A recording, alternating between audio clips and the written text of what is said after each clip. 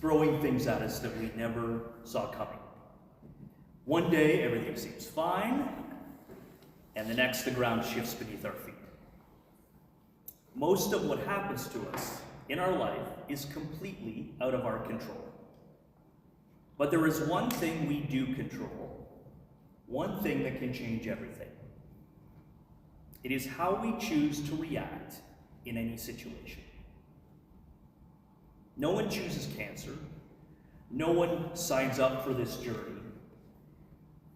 But as Viktor Frankl, who was a Holocaust survivor, wrote in his book, Man's Search for Meaning, everything can be taken from a man but one thing, the last of the human freedoms: to choose one's attitude in any given set of circumstances. It's in that choice where we find our true courage. D-Day, that is how I refer to Diagnosis Day. It's a day I'm sure every cancer survivor remembers. For us, it was February 6th, 2024. And it came in a 3-word text from my wife that said, "I have cancer." I still cringe when I reveal that it came in a text. Because if I could go back in time, I would have made sure that I was sitting beside her when she got that news. But I wasn't, because we believed everything would turn out fine. Our friends had assured us. We had convinced each other 95% of what we stress about in life never happens anyways. And besides that, we had done all the right things. Josie didn't smoke. She was only a light drinker. She exercised, ate relatively well, and yet still breast cancer. I remember our first trip to Sudbury to meet the oncologist. The drive was quiet. We knew Josie had cancer. We had no idea what that really meant. Fast forward a few hours, and we were both in shock after learning how our life was to be affected.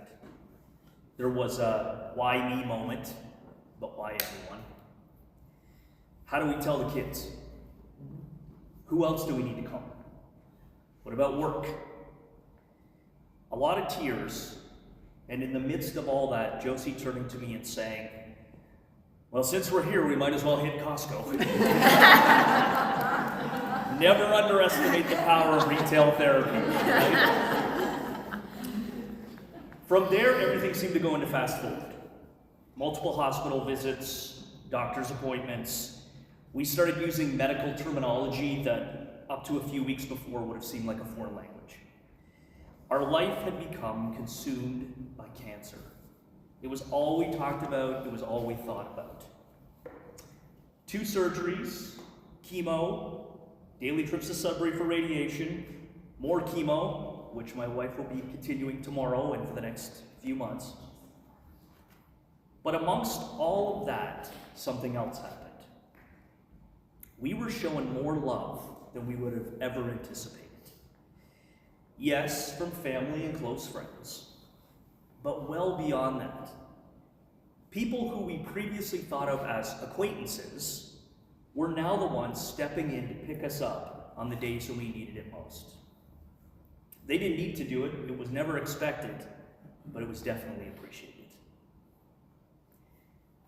When people ask me, "What have you learned from this journey?" I always tell them, never be afraid to reach out to someone in need.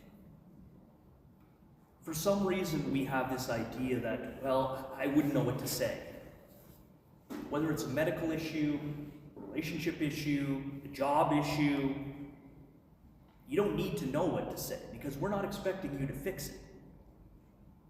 We just want you to know that you were thinking about us that day. And that's it, because there are some sad and lonely days during this journey. And sometimes that phone call or that text is the one that helps get you through that day. We quickly learned that there is a community of those living with cancer. And though it's not necessarily one that we would have initially asked to be part of, once you're in, you feel the love, the support, and the kinship. And you wear it as a badge of honor.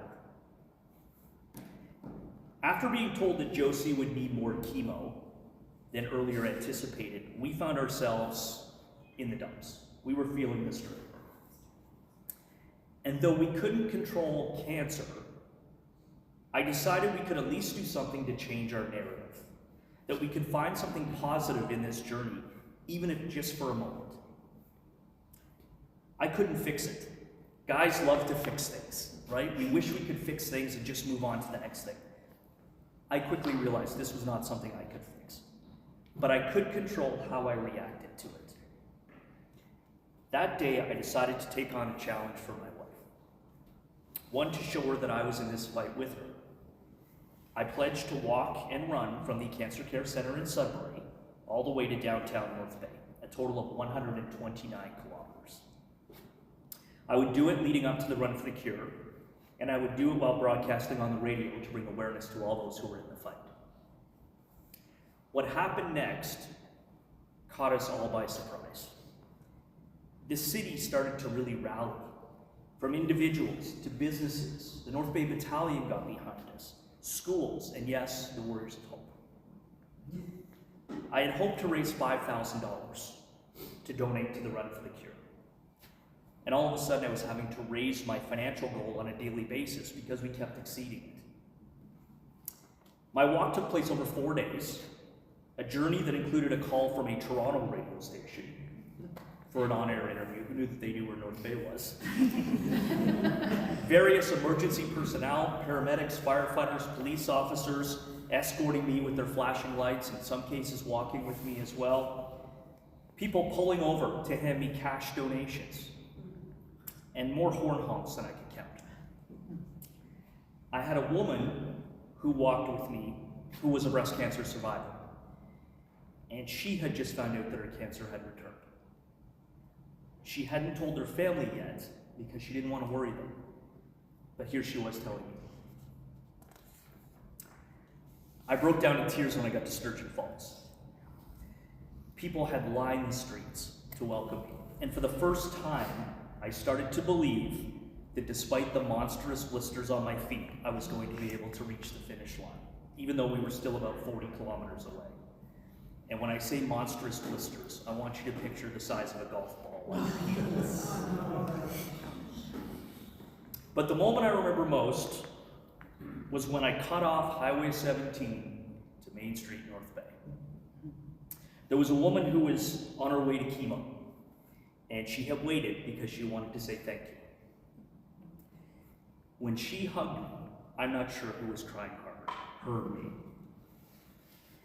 And it was at that moment that I realized that this was no longer just about my wife. It had taken on something much bigger than we ever imagined. It was now about all those who were on this journey. And it reminded us all that we were all in it together. And so when I crossed the finish line with my wife and my youngest daughter beside me, I did so with great pride and humility when I found out we had raised $50,000 for the fight against breast cancer.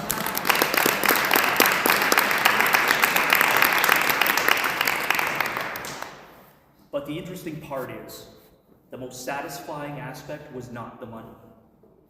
It was that we had taken control of our situation and had rewritten our story. Cancer wasn't just something that we talked about with sadness. Cancer was now something we talked about when we were expressing gratitude for the support that we had been shown. If you told me that someday I would be using the words cancer and gratitude in the same sentence, I wouldn't have believed it, and yet here we are. Back to Viktor Frankl. He said, man is capable of changing the world for the better if possible, and of changing himself for the better if necessary. If I had the power to do so, I would have chosen a life where my wife didn't have cancer. Of course. But sometimes things happen to you that you can't control. Cancer took a lot from us, but it didn't take our ability to fight back. Not just against the disease, but against the fear, the helplessness, and the isolation. So as you leave here today, I want you to ask yourself, what's one thing you can take control of? Because in choosing how we face life's challenges, we don't just survive, We create something greater than ourselves because we inspire others to do the same.